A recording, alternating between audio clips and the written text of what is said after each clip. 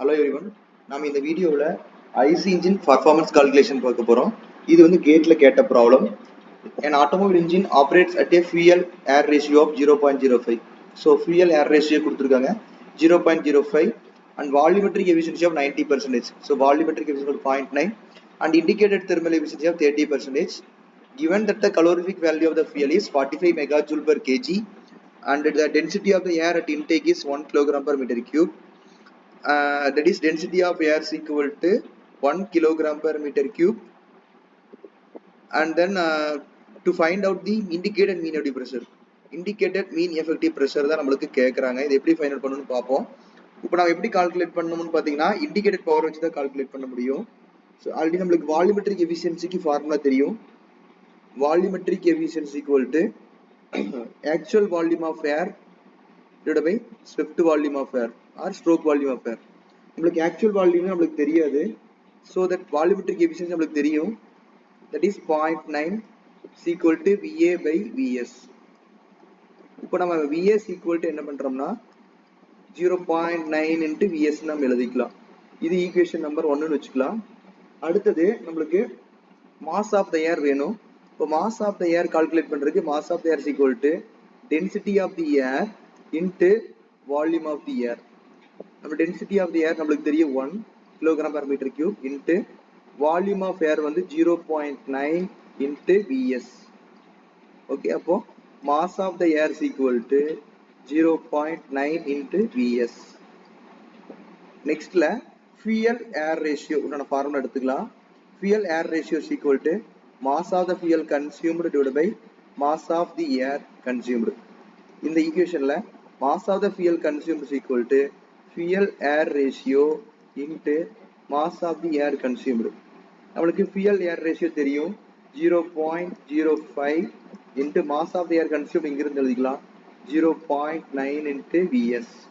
so இப்போ mf is equal to என்ன ஆகும்னா 0.045 into Vs. ஓகே, இப்போ fuel air இப்போ வந்து mass of the fuel consumed calculate பண்ணியாச்சு. இதை வச்சு நம்ம என்ன பண்ணலாம்னு பாத்தீங்கன்னா இண்டிகேட்டட் பவர் நாம கால்குலேட் பண்ணலாம். that is indicated power க்கு என்ன ஃபார்முலான்னு பாத்தீங்கன்னா indicated power is equal to indicated mean effective pressure into stroke volume. இத ஃபார்முலா. இதுல வந்து indicated mean effective pressure தான் நம்ம கால்குலேட் பண்ணனும். so that இதுல இருந்து என்ன indicated mean effective pressure is equal to indicated power divided by stroke volume.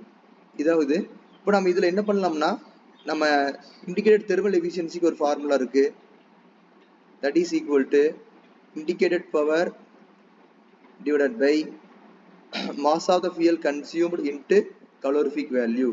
இப்போ நமக்கு indicated power க்கு தெரியும், that is indicated mean effective pressure